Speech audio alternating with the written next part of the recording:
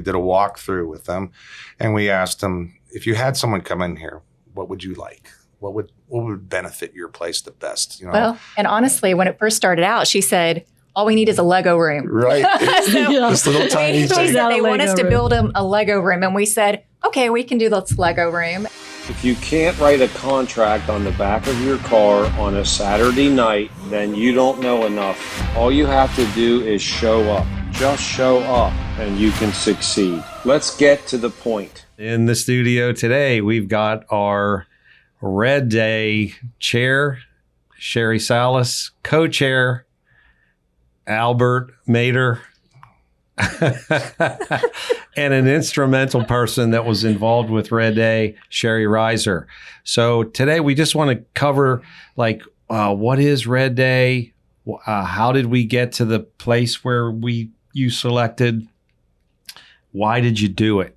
So Red Day, for everybody that doesn't know what it is, there's a day out of the year. It's the first Thursday in May. It's closest to our old CEO, Mo Anderson's birthday. That's how it all started. Yep. And it's red means renew, energize, and donate. It's giving back where you live. And this year, we had an amazing turnout, maybe the best ever because of your leadership. Yes. And so let's start at the beginning. What's Red Day for you, and why do you guys get involved with it? And start with Sherry. So Red Day for me is all about giving back to your community, about serving those who are in need. And so there's quite a process that goes into that when we're first figuring out who we want to serve and who needs our help. But for me personally, that's what life is all about. It's all about giving back. So it's really exciting that we get to do that and come together as an agency within our community to serve those who are in need.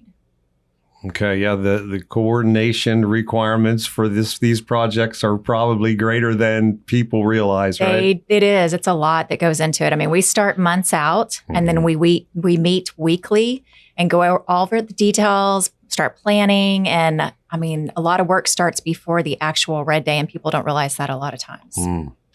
Al, you've been involved in our Red Days for how many years? 6 years. 6 years, and you've led most of them. Yes, I did. That's awesome. Yes. You've totally been into it. So what's Red Day mean to you, and why do you do that?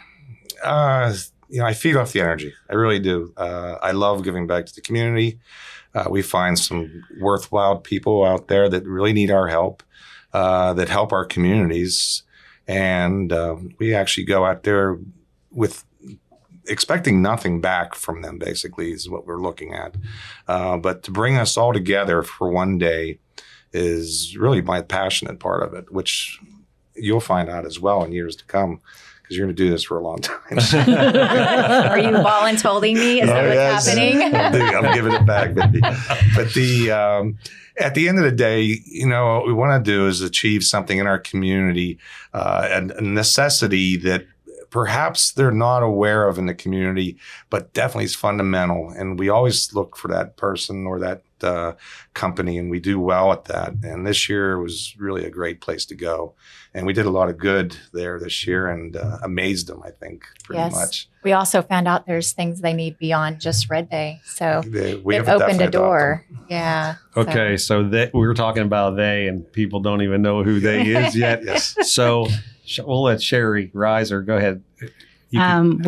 We chose Fort Walton Boys and Girls Club. There you go. And the reason we chose it is they had a little deferred maintenance, and they give back to so many children. And I just think, I think of the word love, and I think it's an action word. And this was my first Red Day, so I didn't know what Red Day was. But I kind of had it in me already because I felt like I didn't know how to help them, but I saw there was a need. And then when I felt uncomfortable actually bringing it up to you because I was so new, and I was so glad to see everybody jump on. And so I saw a whole dynamic you didn't see. I saw my colleagues get involved, and I was so proud to be a part of that, because we did help so many people. And I don't see just children. I see possibilities. I see future doctors and people who are going to invent things. And you don't know how we impacted these children's lives and all the possibilities that they can do. So I was really proud of everybody from KW, and And I'm very thankful. I just want to say thank you to everybody. So you had a committee meeting and Sherry brought up the Boys and Girls Club. Is that how this went? So what we did is that during our team meeting, I started telling people we were going to start asking for charities or places that needed help in our local community.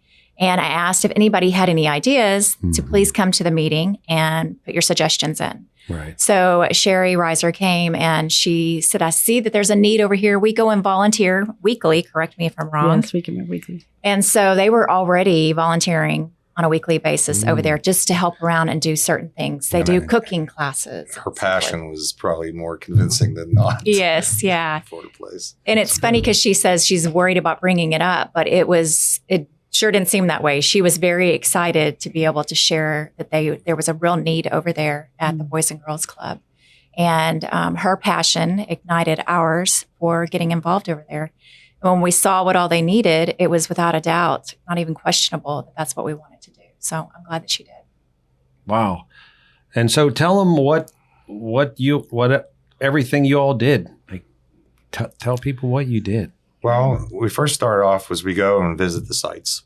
Okay. In this case, it was the Boys and Girls Club. So we did a walkthrough with them and we asked them, if you had someone come in here, what would you like? What would benefit your place the best? You know? Well, and honestly, when it first started out, she said, all we need is a Lego room. Right. This little tiny thing. They want us to build a Lego room. And we said, okay, we can do this Lego room. And then we go and then go ahead. Well, it doesn't end. So what happens is they tell you this, okay? And then by the end of the day, we put a list together and this list starts to grow, okay? And I'm sure that you're more amazed with what we were capable of is we started the list and we were like, okay, great. And then we started adding to it. And then there wasn't a day that went by that I'm questioning, well, we only got 50 some people probably coming, we want to kind of keep this reins on there. And then we started, calling the guys and asking for monies and getting the donations were pouring in. What did we get total? It was over $10,000. And what can you do with $10,000 was the next question, right? Uh-huh. So we already had budgets set on a Lego room. Mm-hmm. We already knew what the two stoves were going to cost us. So we started to move forward with other stuff. And as we were walking through and touring the Boys and Girls Club the first time, and she's really just showing us the club because we asked to see it, knowing that we're doing a Lego room.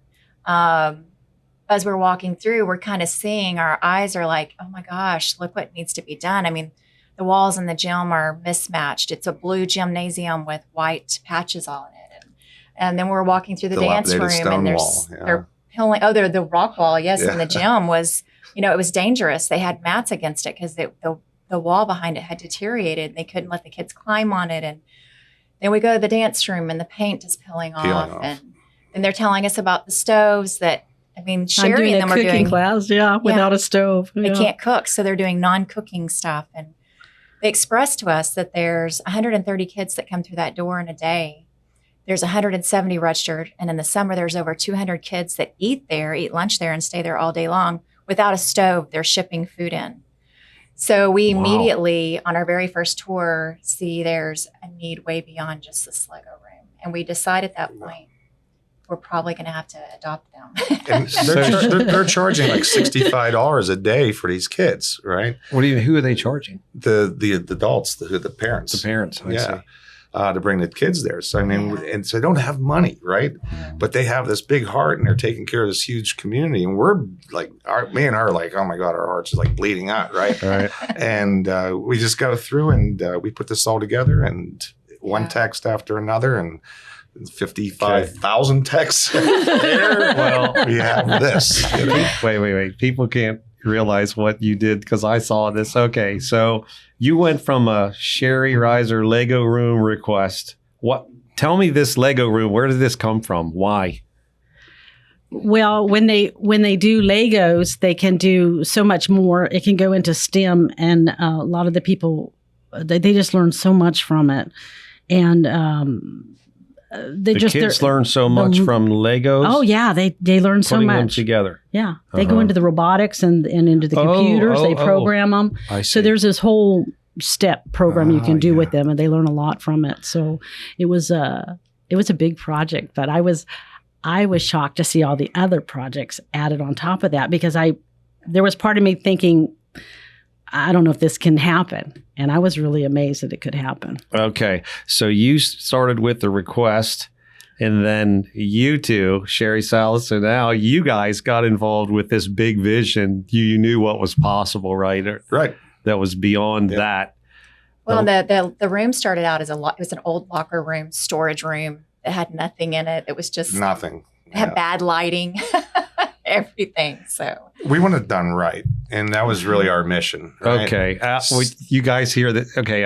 What did you do for a living most of your life? A builder. So Yeah. So Al is a builder, and he renovated. lots of stuff. Yes. Yes, It's churches, everything. So there isn't much he can't do. So he took all this on. Go ahead. But we had to do it with realtors again. So that really made it more Yeah. challenging. I mean, even up to the last day, we put baseboard in every room, the whole gymnasium, new baseboard, the whole dance studio, new baseboard. and we put a kickball field outside because they Yes. had this field that was not really being utilized for anything. And so that came under like a week before we were going. So we got Fort Walton location involved as well. And they were all on board. They were super excited because this is in their backyard. I mean, the Boys and Girls Club is literally behind their agency. So they were on board to jump in. And that was one of the other agents, like, I'm doing this for them. Like, it was his heart. So Yeah. Brian wanted to That was build Brian them the Christensen. kickball field, you know? So Mhm. you get agents involved and everybody has their own vision of what they see and what they want to do to help these kids. So the more people you get involved, the better the vision is, you know, and when we all start to come together and see what can happen. So that's the beauty of getting multiple agents involved and getting agencies, you know, from different locations to come and do it together, because that's where the vision truly starts to happen. And we kept referring back to the Boys and Girls Club because ultimately it's their building, it's their vision for the children. Right. We're just there to try to make it come alive. And they're just in awe, you know. Yeah. They just don't know what to do with us. They're like, what else could we ask for? Right? And we were shocked at how many people showed up. I mean, we had truly a were. lot of We're good blessed. participation Yeah. from our agents, and they were ready to work when they showed up too, painting and building chairs and whatever needed to be done. So. And a lot of them had children either attended there or are still in there, right? So this is totally beneficial to that community over there, and it's a huge impact for them. If they lose that, they're never going to happen again, right? I mean, think about Because- 130 kids that have a place to go right now after school or during the summer. Without that facility, they don't have that. And I mean, we're definitely not keeping the doors open, but we're just doing something so they enjoy it when they come there and they get to see something They deserve nice different. stuff. So do. they had a handful of Legos. Is that what you all said before? No, they had maybe one little box. one blocks. Yeah. And what did you get for Oh, them? Gosh, there was over 20 pounds of Legos. That was more than that. way more Yeah. than that. Because, just boxes and boxes of Legos. I mean, she in fact said she's going to hold some back in a storage for when she Smart. needs to pull them out Yeah, because there were that's so many Legos that Mhm. it was overflowing. But we had 3 tables that we bought, Lego tables that has the Legos in the middle. And then we had them build a Lego table all along the back side of the Lego room too. So there's more than enough chairs and And- space Mhm. for everyone. The Lego wall. They go wall. Yes. Yep. So that's got Star Wars type things on it, logos and things. This You goes all from a did. Lego Look room, really Jeff, cool. to painting the walls, to putting a mural up, to putting stickers up, Right. to putting planets up, to Yes. buying. We were going to make these tables from Walmart or something like that, use them, to buying real Lego Steel tables, tables. Yes. buying all the chairs, the Nice. baseboard, the paint, the drywall refinishing, the Lego The wall, lights. We had to The redo lights the were big. It lights in needed there. lighting. and Legos. Yeah. So- What was the purple room, real The quick? dance room. The That's their dance room. dance Okay, so he painted a Correct. room purple. Yeah. It turned out good. Okay, Sherry Rieser. So, what does the end, like the final product, what does that mean to you Oh, for these kids? oh, it's great. Well, it's not a final project.